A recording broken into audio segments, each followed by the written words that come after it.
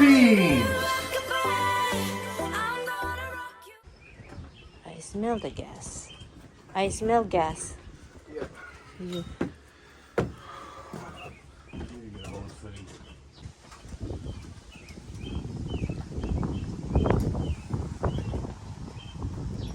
So ngayon habang andun si Tami sa harap ng bahay, ako naman dito ako sa likuran kasi ang nagkalat po itong mga upuan. Tingnan natin kung anong magagawa natin.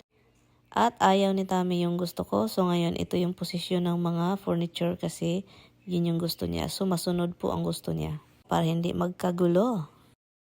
Sige na, tapos na tayo doon sa likuran. Pinuntahan ko lang yung asawa ko kung anong ginagawa sa harap ng bahay.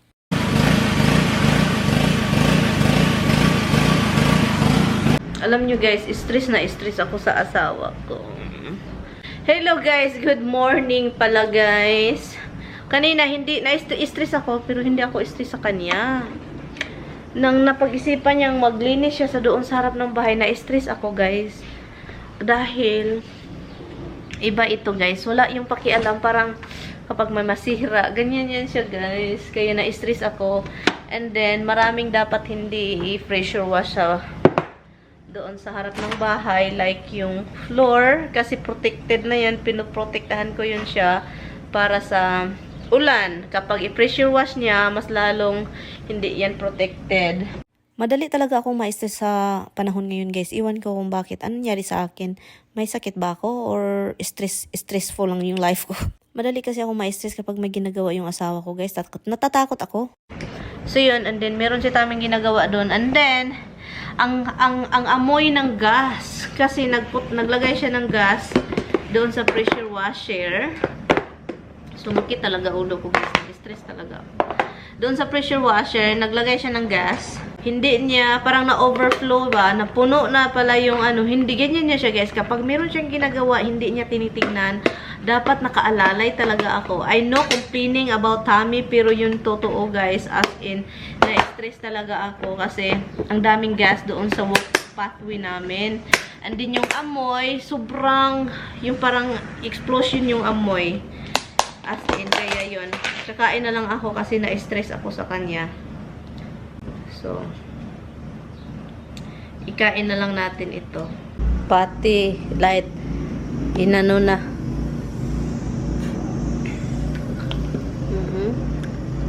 Ma-shortage man jud ng light ba? All the time talaga. Yung kuryente sa labas mag-shortage. Kasi pati ceiling, oh, binasa. Ay, nako, itong asawa ko. Tignan nyo naman yan, no? Tignan nyo yung mukha niyan. Hindi nyo makita. Tapos na pala akong kumain, guys. Basang-basa lahat, oh. Yung half ng ulo ko para akong nalilipong. Nalipong ba? Nahilo.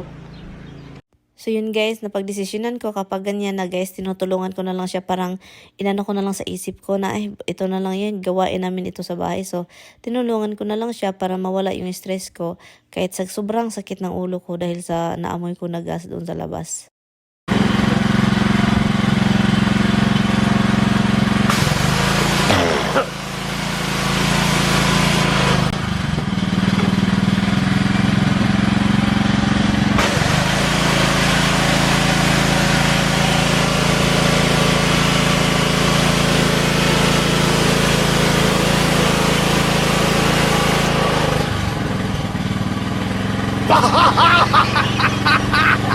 Coming apart?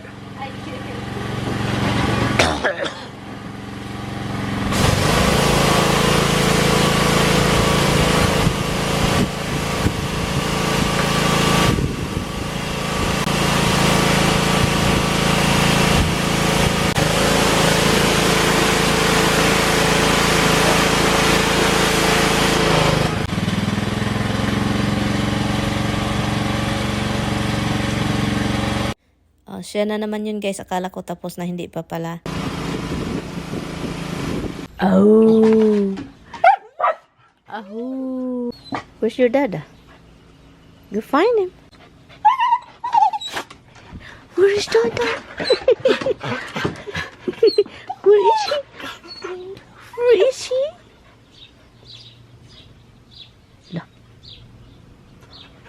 Where is he? Nasa gitna yung table. Nagpunta doon ako sa sa front porch. Pero sumakit talaga, guys. I think meron talaga akong problema, guys, sa yung sigarilyo. Yung every time na ma-inhale ko, yung ulo ko talaga parang sasabog, sasakit. At saka ito dito, this area. Sakit talaga. Ewan ko, hindi ko na maano. Kahit kung andito siya sa labas, and then doon ako sa garden, maamoy ko talaga. Parang, alam nyo naman yung, usok. Kahit saan talaga mapunta. Mapunta talaga kung saan ako. Ayan. Yun, inamin ko na sa inyo, nakakairita talaga siya. Pero, wala talaga akong magawa. I-check natin si Tami, guys. Kasi hindi ko na narinig yung machine. Uy. Uy. Hala. Hala. Hala, you're wet. Hala. Did you pee? Huh? Did you pee? Yeah. Hala, he pee, guys. I think the way we noticed it. Patay. It's everywhere, Han. Go to your foot, the pee.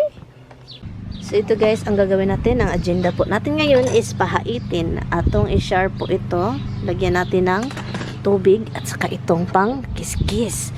So, nagawa ko ito matagal na nung sa Pilipinas pa ako. So, ngayon, itry natin dito.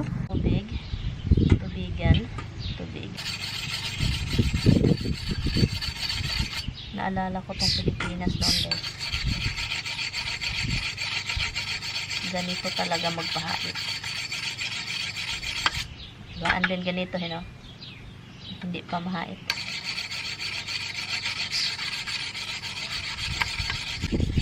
Noon kasi mahilig kami maglampas yung sa mga damuhan. So yun yung ginagawa namin noon.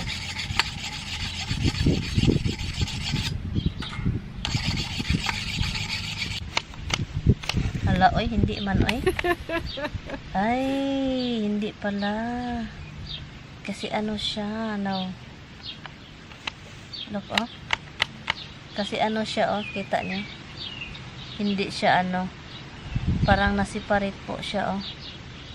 Sabi pa niya dito, guys, perfect weather daw. Kasi mahangin, hindi masyadong mainit. Ito yung gusto niya. Tingnan mo naman, nakataas yung isang paa. Meron tayo dito sauce. Itong sauce na ito, guys, ito yung ginagawa ni Tami na sauce. So, ang gagawin ko, ilagay lang siya dyan. Dito, painit siya, simmer. And mozzarella cheese. Ilagay ko lang po ito sa refrigerator. Tama. At saka yung eggplant. Yung eggplant na niluto niya, ready na, masarap yan, guys. And then, ilagay niya sa freezer. Madali lang yan siya, guys, kasi itlog, at saka flour, at saka ibang mix, breadcrumbs, and yun, fina-fry niya yung eggplant, and then itong tomato sauce na homemade. Madali lang, marami namang mga recipe. Pero ipakita ko sa inyo mamaya kung paano siya i-layer, at saka ang sarap talaga ng eggplant parm, guys. So, buti na lang nagluto si Tami, guys. A few months ago, ginawa niya yan. So, easy na. Hindi na ako prepare pa. Madalian lang. So, which is good, mga ganun ba? Na yung asawa natin is magaling magluto. So, guys, nagluto din ako ng rice, guys, kanina, guys. So, ang gagawin ko is ilagay ko na dito yung rice. Sarap ng rice, guys. Uy, yung rice na bagong luto. Iwan ko na lang, guys. Sticky pa siya. And then, ang bango. Kaya paminsan talaga ayaw ko magluto ng marami kasi masarap magluto ng rice. Magkakain ng rice na bagong luto. Yun yung totoo talaga. Kaysa mga leftover. Pero paminsan talaga hindi na rin makapagluto kasi napagod na nga, may maraming ginagawa, nag-i-edit or gawain sa bahay. Ang bango, guys. Ang bango ng tomato na gawa ni Tami. Tomato sauce. For pasta or eggplant or chicken parm. Yung sauce pala siya, guys, marami kang makikita sa YouTube paano gagawa ng Italian tomato sauce. And simple lang ito siya. Magluto ka lang ng eggplant, and then ganito lang, i-layer mo lang siya. Masarap talaga siya, guys. As in, kapag meron ka ding bread, doon mo siya i-dip sa sauce kapag kumakain na kayo. Ang sarap. And yun, ito yung gustong-gusto ng asawa ko talaga. And then, perfect naman yung mga ginagawa niya kasi masarap talaga yung sauce at saka yung eggplant na niluluto niya. At saka maganda talaga din kapag magluto ka and then ilagay sa freezer. Kapag madali ang pagkain, gawin mo lang ito. Iinit mo lang, ilagay sa oven. Then tapos, hindi ka na mag-alala kung ano yung kakainin mo for dinner.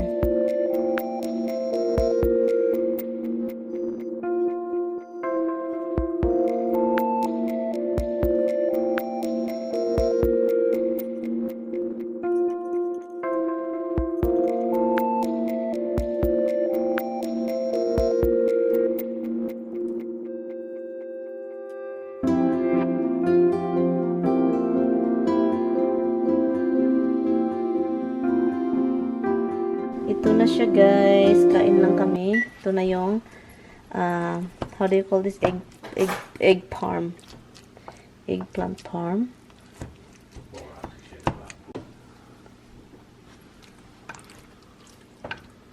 Why did you cook? How about Misty? And yun, kumain kami. Masarap yung niluto ko na ano. Sobrang sarap. At saka wala kaming karne. Ano lang, dinidip ko lang yung bread. Ang sarap ng bread. I-dip sa yung eggplant parm. Hiccup. Oh my God.